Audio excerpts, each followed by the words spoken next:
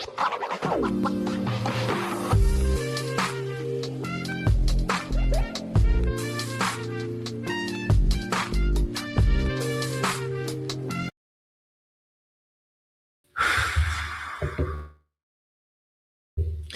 guys, and welcome to LBB 91 Coaching. We're talking to you guys today about why is it that you like chasing people when it comes to relationships? Why are you addicted to running after people that seem to be running away from you? We've got to answer that question, and we're going to answer it today through an attachment style perspective. We're talking about the anxious versus the dismissive avoidant perspective and the cycle. Okay, all right. Now, if you haven't watched part 1, go watch that, because part 2 is about to be explosive. So let's give you 7 reasons as to why you keep chasing people that keep running from you, like running from commitment.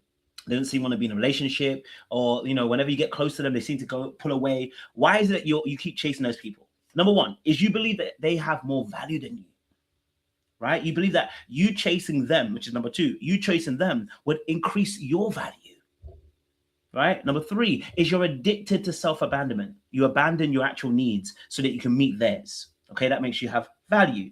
Number 4 is you identify with other people's feelings more than yours. So you're trying to soothe through co-regulation by meeting them and trying to soothe, but they don't want to. Number 5 is you feel more comfy when they are stretching away from you than when they're actually close and connected to you. Number 6 is people who don't make you chase, don't make you feel like, don't make you feel good. They make you feel weird because you're used to chasing people. So if they're not having to be caught, then is this really love?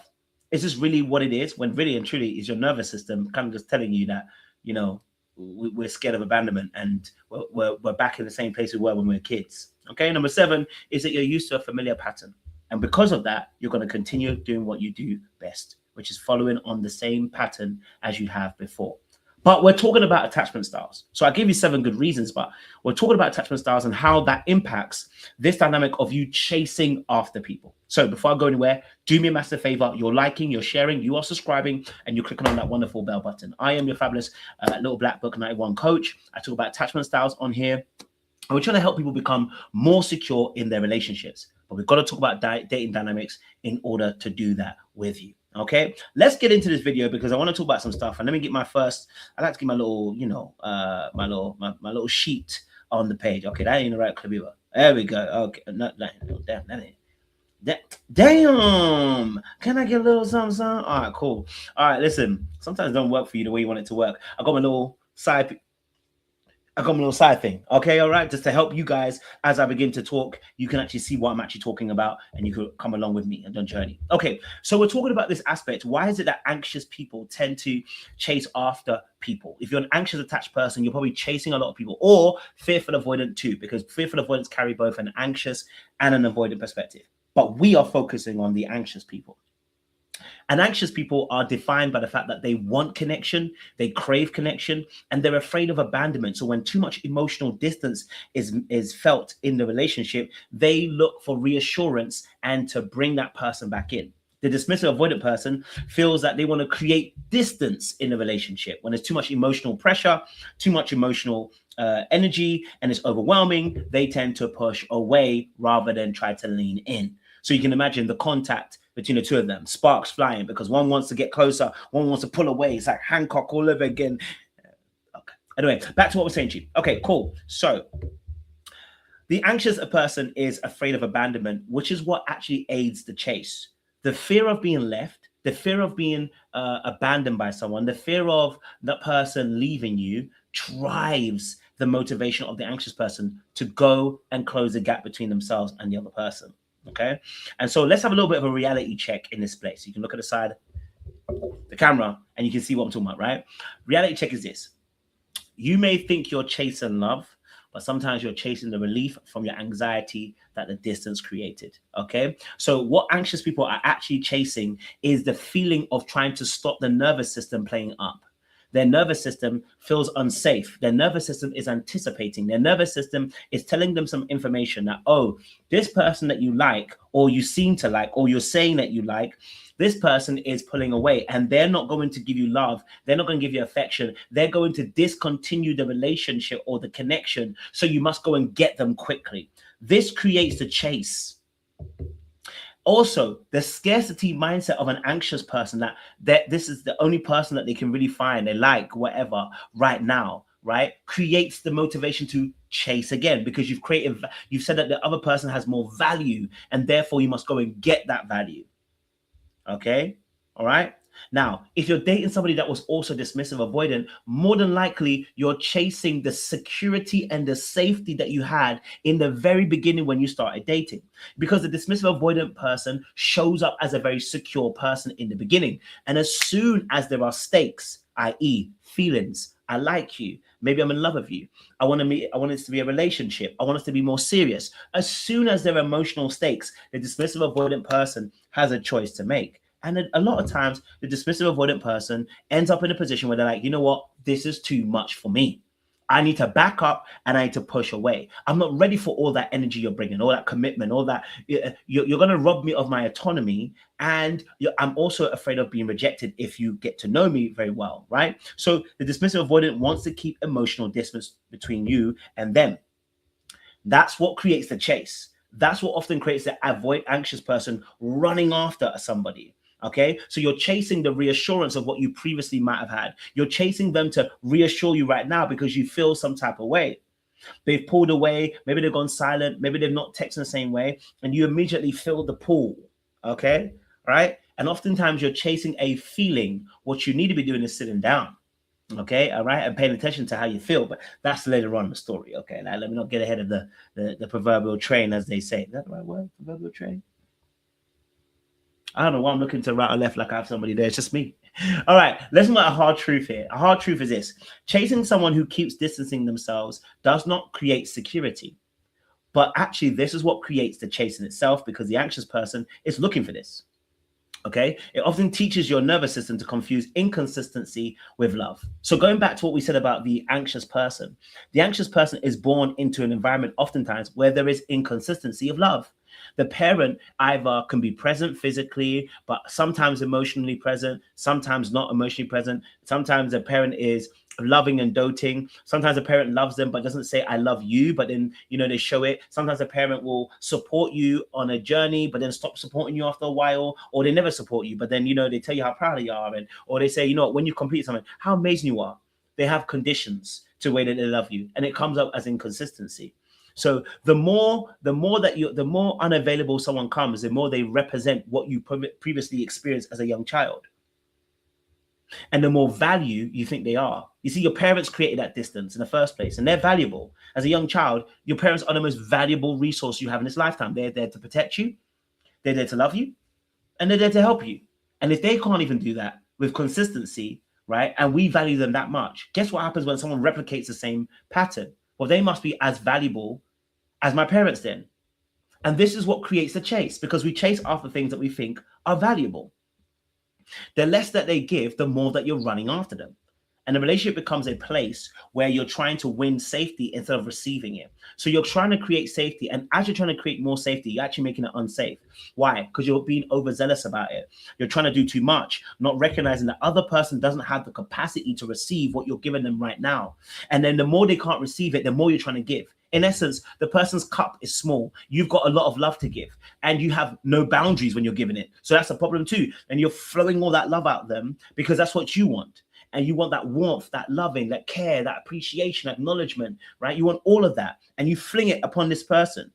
And they are like, yeah, but it's a lot. It's too much. I'm drowning in your affection. I'm drowning in your appreciation. I'm drowning in your not acknowledgement. I'm drowning in all that you're giving me and all that warmth. Because remember, the other person also too has their own wounds. If you're dealing with an avoidant person, they have their own self-worth issues too. Right. And when someone gives too much love, it's like, I don't trust it. Are you going to betray me? Are you going to reject me later on? What is your plans? What are you trying to do to me? Their mind is already skeptical about what that person is trying to bring to the table. OK, so that's another hard truth about this situation.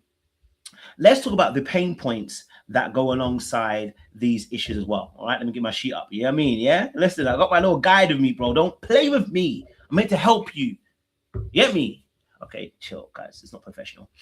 Pain point, okay? The anxious person chases because silence, delay, distance, emotional coldness, feels like rejection. It feels like the person is abandoning you. Okay, silence, delay, distance, emotional coldness all feel like abandonment and rejection.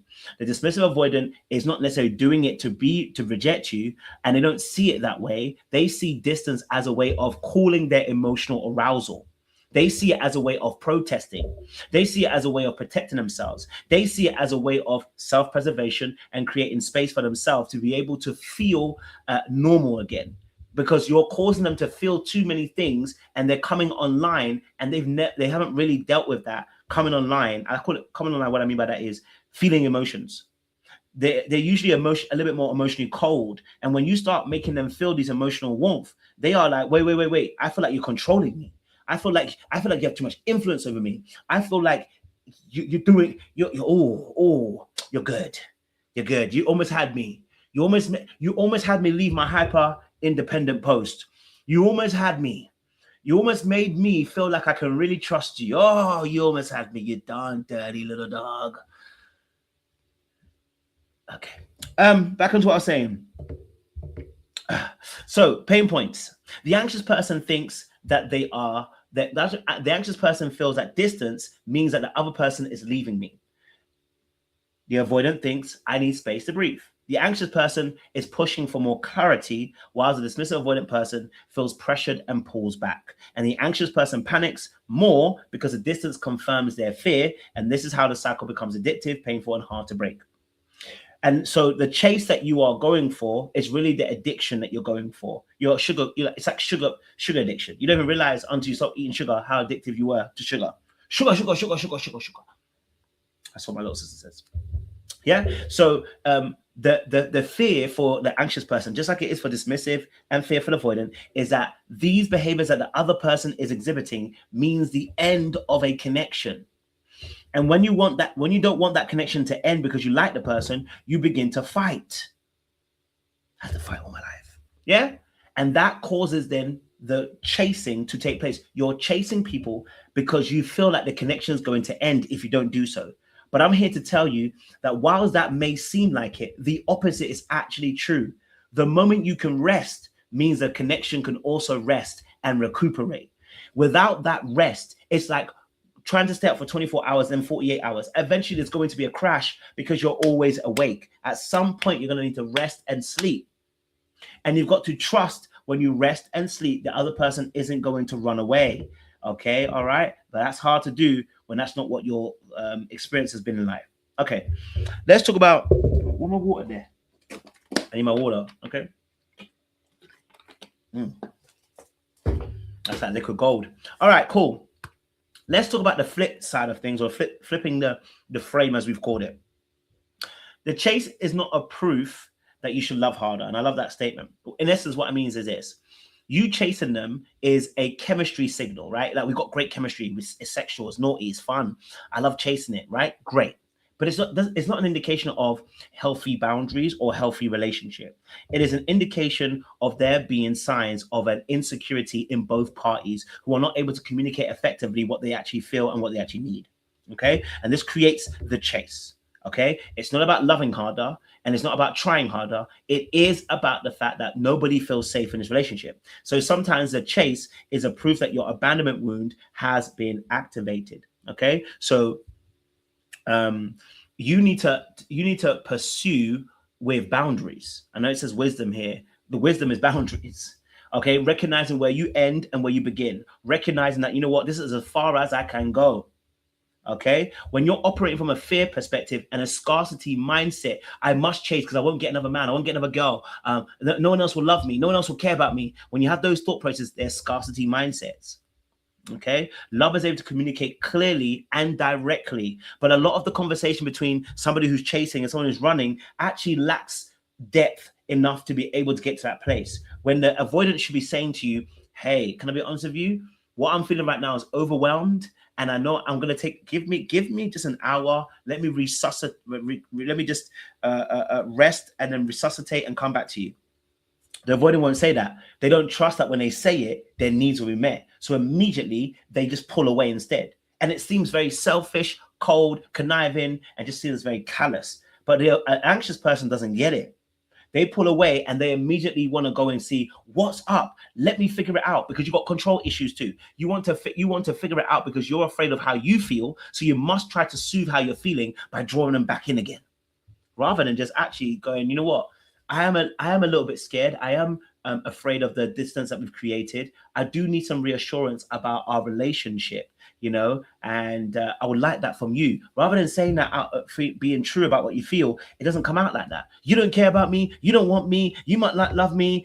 If somebody loved me, they wouldn't do this. If you cared about me, you wouldn't be doing this. If you actually had to know how to love, you wouldn't be doing this. And then it comes out as a protest that's verbal, and it comes out like diarrhea.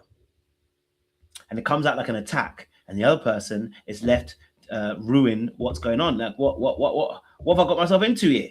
You know, what am I dealing with here? Okay, so the question here we have to break down is, okay, we have to break down is that the anxious person feels that the dismissive avoidant is creating a problem. Okay, and the dismissive avoidant technically is creating some problem by pulling away. It creates uncertainty, it creates unpredictability, and while that is fun for a while, the anxious person is now thrown off and they feel discombobulated by the uncertainty. Why? Because they can't plan. Why? Because there's no plan. Why? Because there's no pattern. If you keep doing this whenever you feel like, the only thing the person can trust is that you will pull away eventually. Okay, so the anxious person is reliving their childhood. The uncertainty and the unpredictability is the inconsistency. And so the anxious person is looking for an answer to solve with the chasing that it did not solve as a child. Okay, all right. And what you must recognize is the anxious person, after a while, whilst chasing, being charming, trying to be there, trying to be present, trying to show up, showing that they're interested, you know, trying to get close, and trying to really understand the person who seems to be emotionally not there, the anxious person will do this for a while. And then after a while, what will happen is they get angry and resentful, and then they're cussing somebody out. Right? You know what I'm saying to you? And then in other aspects, what you'll realize is that you are going to take every little sign as a sign of hope, rather than actually going, wait, I need to consider that and weigh that up. Is that actually a good sign, or is that something that is good or isn't good for me? The discernment isn't there because you're unwilling to ask those questions. Because if you have to ask those questions, the chance of you now missing the connection is very much there. So you're not trying to entertain that, right? That's also massive. So the healing aspect to this, what do we need to do in the healing phase then? I want to be very clear. My answer will always be the same. Focus on you. One of the key things about the person chasing is they're not recognizing that they have not had time to sit down. People that chase oftentimes are always elevated on 2 feet and running after something. But when you sit down and you really consider what's going on with you, when you sit down and really deep, what am I feeling? When you sit down and name what's going on in your mind and your heart, this is where you start to slow it down. When you start to put your feelings first, wait, what do I actually feel? When you do that, you're starting to go in the right direction. So my key thing here for you is to pay attention to how you feel. Process it by asking yourself questions: why, what, where, how, and when. And then when you've got the answer about what you actually want, you're going to request, what is it I want? I want more reassurance. I want more connection with you. I love what we have, but I want this. And that's a request that can be made because you've processed your emotions, rather than you don't care about me, you don't love me, and you're accusing the person, or you're telling yourself a story, which is if they care, they would do. If they love me, they would do. And that actually is going to do more harm to the relationship. So I hope I've helped you guys. Again, you chasing in a relationship isn't healthy. You don't want to be chasing anybody in a relationship. You should be allowed to be able to exist in that relationship as a person, and they love you for who you actually are, rather than chasing this idea and fantasy. Okay? All right? So make sure you guys like, share, subscribe, click on that bell button for notification of uploads. We appreciate you. Stay locked and loaded. We'll see you again soon.